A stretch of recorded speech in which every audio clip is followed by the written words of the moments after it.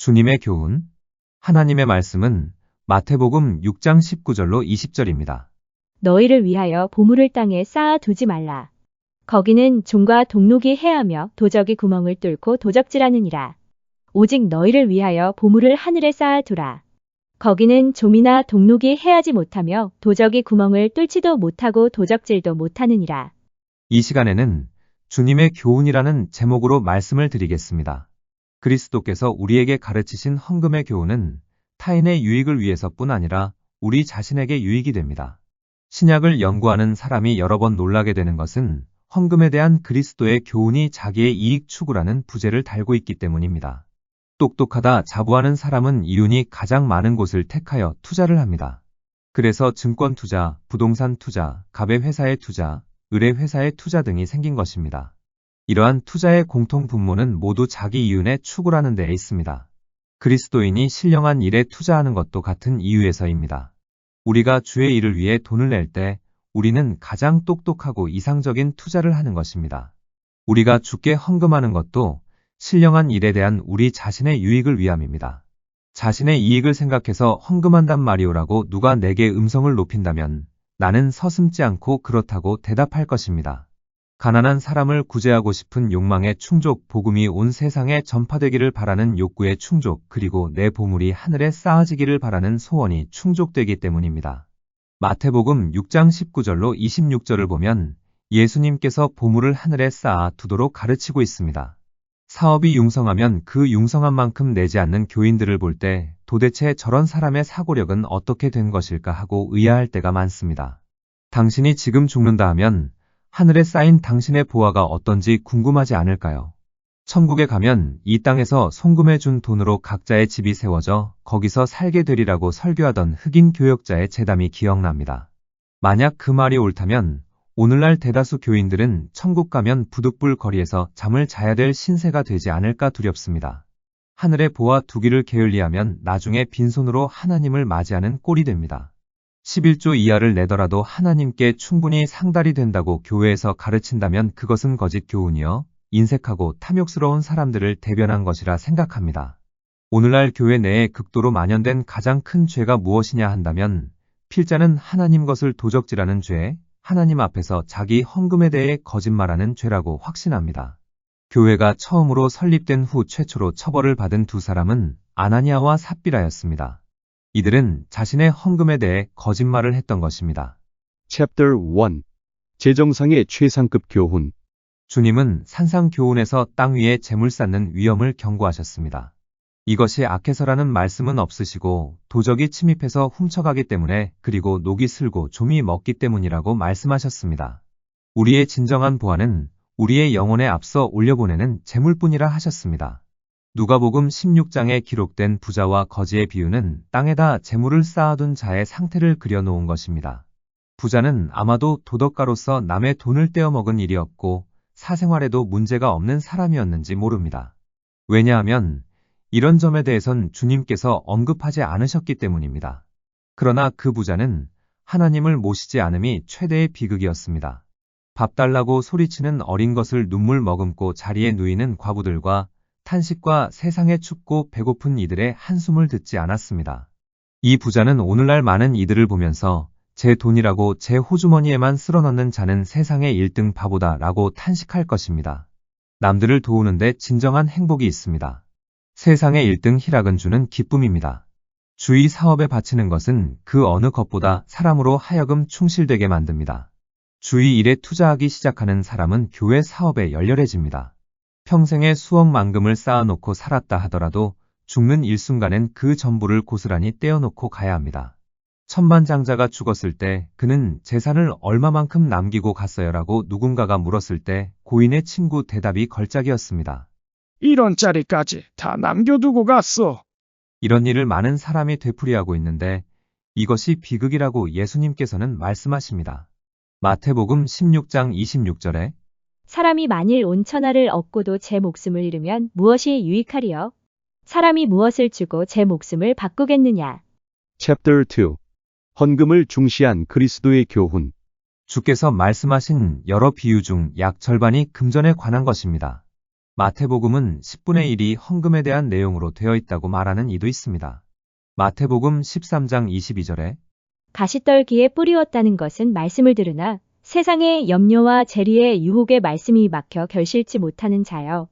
재리의 유혹이 킹제임스 흠정역에서는 재리의 속임수로 번역되어 있습니다.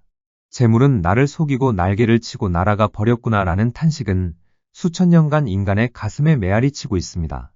예수님께서는 마태복음 16장 24절로 25절에서 다음과 같이 말씀하셨습니다. 아무든지 나를 따라오려거든 자기를 부인하고 자기 십자가를 지고 나를 좇을 것이니라. 누구든지 제 목숨을 구원코자 하면 잃을 것이요. 누구든지 나를 위하여 제 목숨을 잃으면 찾으리라. 주는 일에 대한 예수님의 교훈을 깨닫고 보면 디모데전서 6장 6절로 12절에 바울의 가르침이 더 명료해집니다. 지족하는 마음이 있으면 경건이 큰 이익이 되느니라. 우리가 세상에 아무것도 가지고 온 것이 없음에 또한 아무것도 가지고 가지 못하리니 우리가 먹을 것과 입을 것이 있은즉 족한 줄로 알 것이니라. 부하려 하는 자들은 시험과 올무와 여러 가지 어리석고 해로운 정욕에 떨어지나니 곧 사람으로 침륜과 멸망에 빠지게 하는 것이라. 돈을 사랑함이 일만하게 뿌리가 되나니 이것을 사모하는 자들이 미혹을 받아 믿음에서 떠나 많은 근심으로써 자기를 찔렀도다. 오직 너 하나님의 사람아 이것들을 피하고 의와 경건과 믿음과 사랑과 인내와 온유를 좇으며 믿음의 선한 싸움을 싸우라. 주께 바치는 것만이 금전을 참으로 소유할 수 있는 유일한 방법입니다. Chapter 3. 축복의 시기. 마태복음 19장 27절로 30절에 이에 베드로가 대답하여 가로되 보소서 우리가 모든 것을 버리고 주를 좇아싸우니 그런즉 우리가 무엇을 얻으리이까? 예수께서 가라사대 내가 진실로 너희에게 이르노니 세상이 새롭게 되어 인자가 자기 영광의 보좌에 앉을 때에 나를 좇는 너희도 12 보좌에 앉아 이스라엘 12지파를 심판하리라. 또 내 이름을 위하여 집이나 형제나 자매나 부모나 아내나 자식이나 전토를 벌인 자마다 여러 배를 받고 또 영생을 상속하리라. 그러나 먼저 된 자로서 나중되고 나중된 자로서 먼저 될 자가 많으니라. 킹제임스 흠정역에서는 29절에 여러 배를 100배로 번역했습니다. 주를 따르려고 모든 것을 버린 자들은 이 생에서 100배를 받고 장차 올 세상에서 영생한다고 예수님께서 말씀하신 것입니다. 백분 비율로 따질 경우 100배라면 1만 % 이윤이 됩니다. 이쯤 되니 세상에 가장 인색한 구두쇠라도 감지덕지하여 호주머니의 먼지까지 털어내어 놓을 만합니다. 다만 믿으면 그렇게 된다는 단서가 붙습니다. 마태복음 19장 27절로 30절과 같은 말씀을 읽고도 내는 일에 인색하다면 오직 한 가지 설명밖에 없습니다. 그 사람은 주의 말씀을 진리로서 고지듣지를 않는다는 것입니다. 말씀을 진리로 믿으면서 내는 일에 인색할 수 있을까요? 독자에게 감히 권합니다.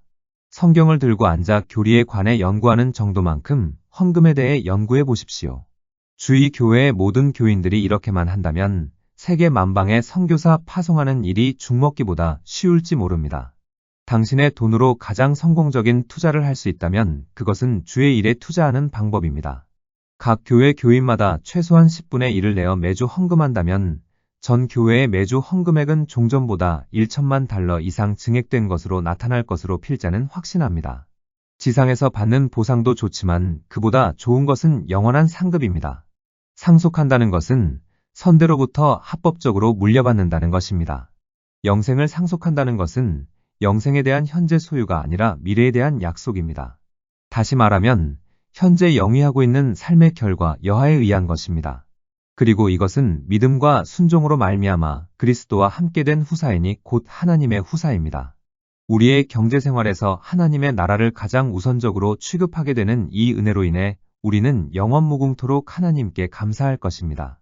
우리의 생활비에서 쪼개어낸 헌금으로 인해 우리는 이 땅에서뿐 아니라 무엇보다도 장차 올 세상에서 축복을 받는 것입니다.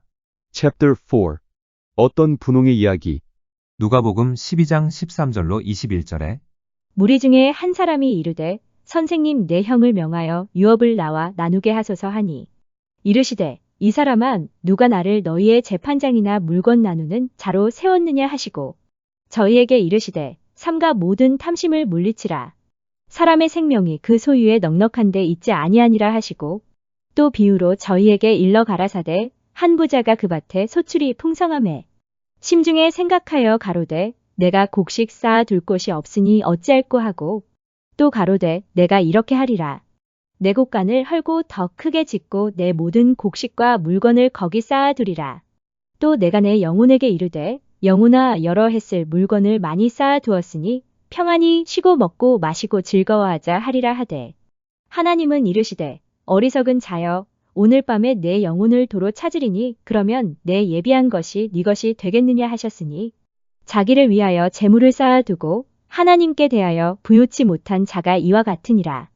오늘까지 내 땅, 내 전답, 내 농사, 내 재산이지만 죽는 순간 모든 것은 고스란히 다른 사람 앞으로 가고 나는 속절없이 빈 몸으로 떠나게 됩니다. 내 원수의 소나기로 넘어갈는지 바보 등신 앞에 횡재로 떨어질는지 그것마저도 모르고 후루리 떠나게 됩니다. 천국 가기는 원하고 천국에서 오래오래 영원토록 살기는 바라면서도 하나님께 바치는 건 너나 없이 인색하니 인간은 참으로 불가사의한 존재입니다. 자기 재산을 천국으로 반입하기를 원하거든 헌금이라는 송금 수표로 보내야지 지참금으로는 1원도 허용이 안 된다는 것을 알아야 합니다. 하나님의 나라에 풍성히 투자하는 그 사람이 진정한 부자입니다.